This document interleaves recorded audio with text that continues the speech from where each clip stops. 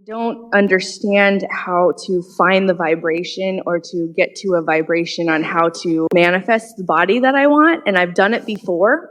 I've been there and I always lose it. And I don't understand. Like, I guess I get what I did last time. And when I was conscious of when I was losing weight and getting to where I wanted to, I was still very negative and not happy. And I feel much happier now, but I still want the thing that I want. And I'm just... Yeah, you don't want to be happy.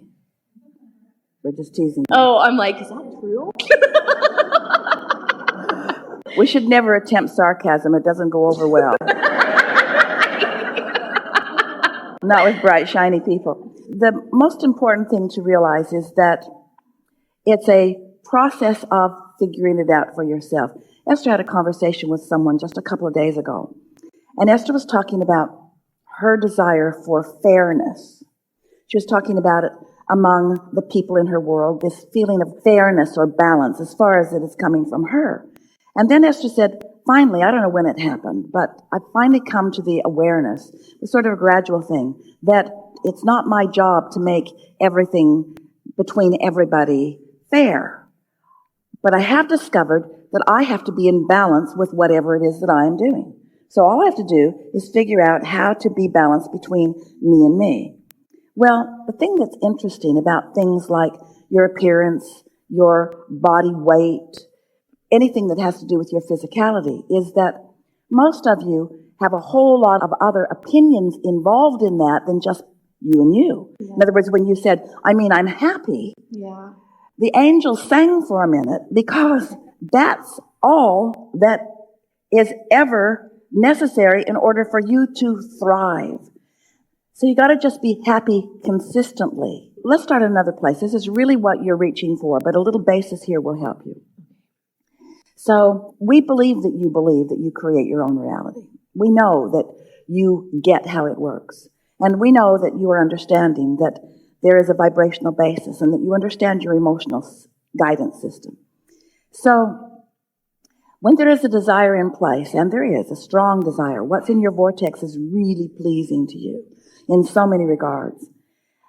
The only thing you have to do is find more balance with that, which means don't look at or remember or talk to others about things that contradict that.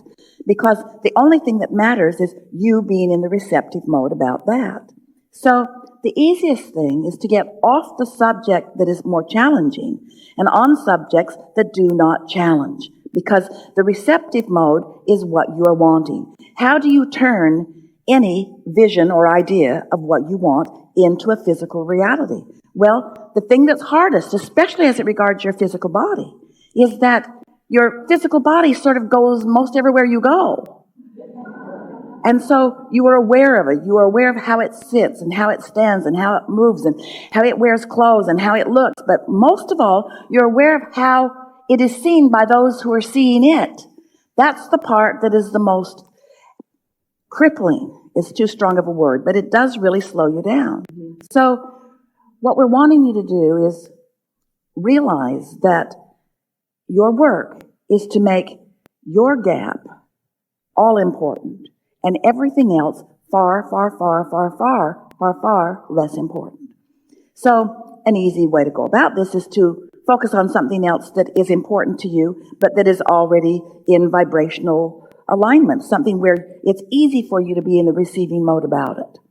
And use that as your alignment. Getting into alignment, you know what we mean by that? Getting into alignment, being vibrationally up to speed with who you really are, feeling good, feeling frisky, letting your emotions move from being interested to being excited, to being eager, to feeling passion, love and appreciation. In other words, just moving around in that end of the emotional stick where you mostly feel good. That's what the receptive mode is. Let's put it this way, just in terms of the vibration being higher or lower. The better you feel, the more natural you are. The worse you feel, the more unnatural you are. And it doesn't matter what subject you're using as your excuse to not feel good. You've still got a subject that is being used by you. It's like a wheel that's spinning very fast, and then you put a crowbar in the spokes, it stops the wheel. That's what resistance is. Resistance is anything that is opposing to the higher frequency. It slows it down. So when you realize that your frequency is naturally high, and that unless you were doing that thing you do that is adding resistance to it, that is lowering it, it will be high. It's like the cork bobbing on the surface of the water. That's where you naturally are. You can hold the cork under the water, but when you let go of it, it's going to bob right back up there. So the key to being in the receptive mode is not holding the cork under the water, which means not focusing on those things that make you not feel good, which means an awareness of what makes you not feel good. You know, what makes you not feel good isn't just around this subject that you're working on. It's lots of other things. So you can't be in the receptive mode about one thing if you're not in the receptive mode because some other thing is bothering you. Okay. We've been offering this analogy for a long time, but you could have 10 subjects in your life. Of course, there are more, but let's say 10.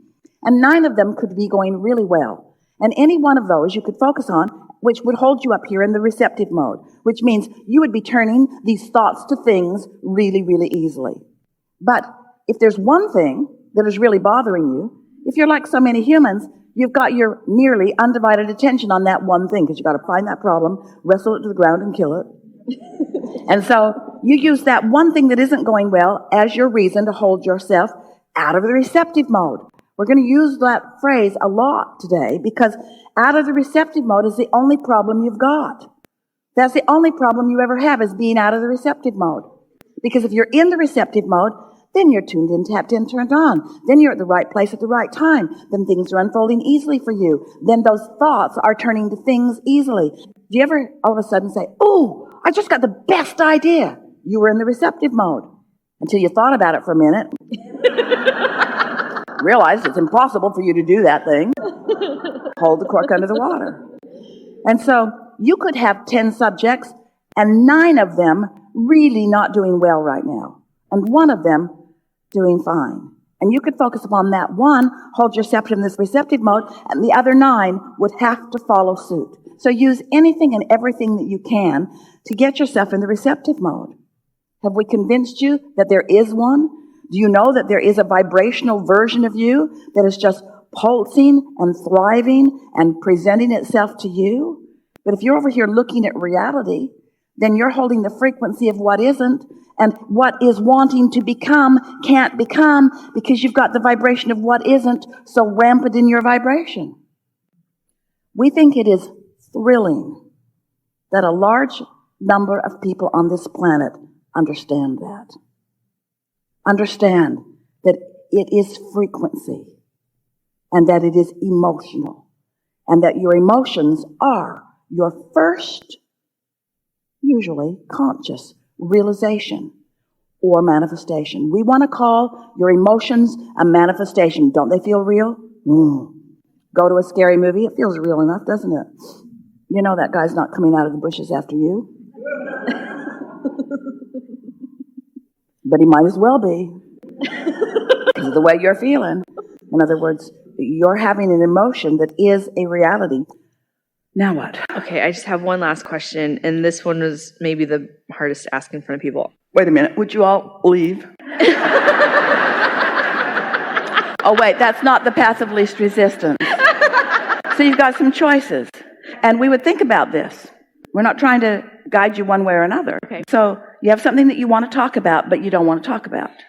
Yeah, and saying the question, it would make sense, too. And I think that it's important. But before you do, let's think about this for a little bit. So how do you find a path of least resistance? In other words, if there's something that you want to do, but you don't want to do, there's split energy in that, isn't there? Yeah. And so before you turn it into a reality, before you move forward on it, you want to prepare a vibrational basis for it. Because, well, I've learned that when you talk about things, that they get bigger.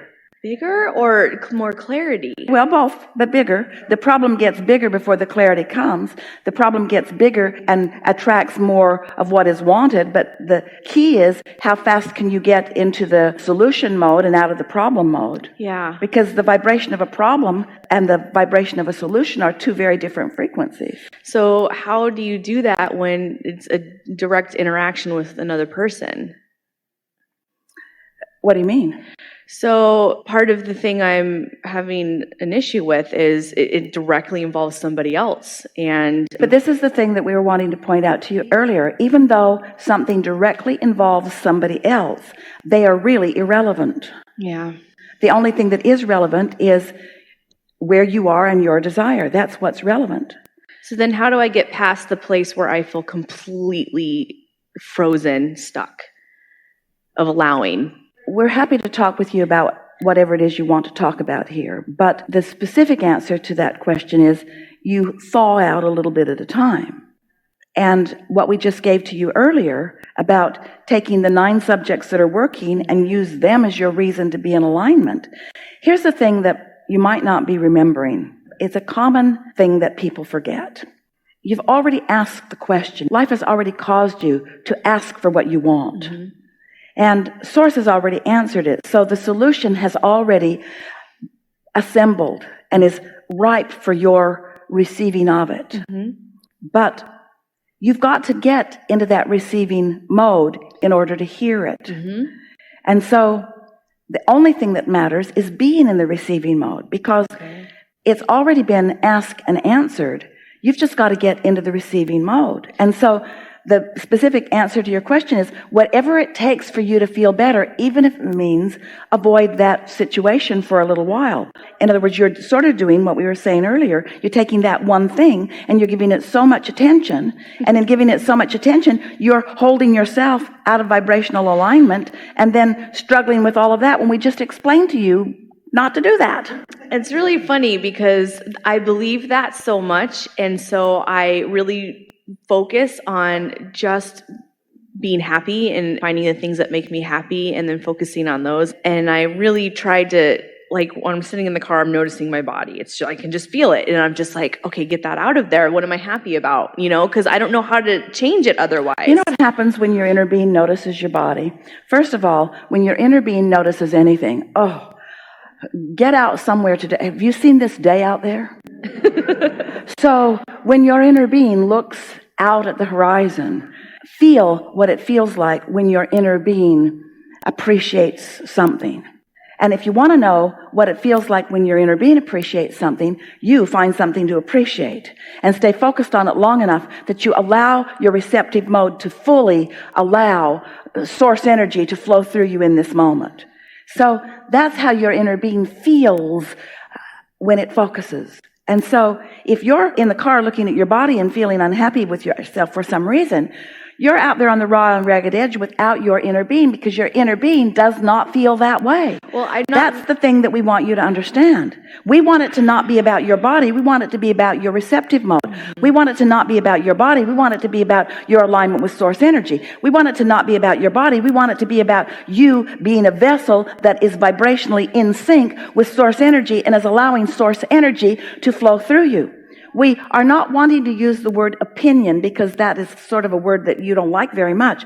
But your inner being has a perspective, has a point of view, has an opinion about everything. And it is a point of view of strength and power and clarity and love and appreciation. Mm-hmm. So when you train yourself into vibrational alignment with that, then you begin to feel that way. That's what empowerment is. That's what upliftment is. That's what true alignment is. That's what true mastery is. It's being in vibrational sync with who you are and not letting anything be important enough that it get between you and your alignment. Nothing matters more than your alignment. Nothing matters more. Nothing matters more. Nothing matters more. Nothing matters more than my alignment. Nothing matters more. Nothing matters more. So you're looking at yourself and sort of not happy with what you see and thinking about somebody else, looking at somebody who's sort of trained you with a critical eye, not liking what they see. And we say, really, you're going to choose that perspective over the perspective of source? You're going to choose that disempowering perspective over the perspective of source? And here's the thing. A lot of times people hear us rant like this because we get pretty wound up. And they think that what we're trying to do is try to get you to just accept yourself as things are and just be an allower of the status quo. And that is not what we are getting at all. We're wanting your alignment to be what matters, understanding that in alignment, everything else that you want will fall into place.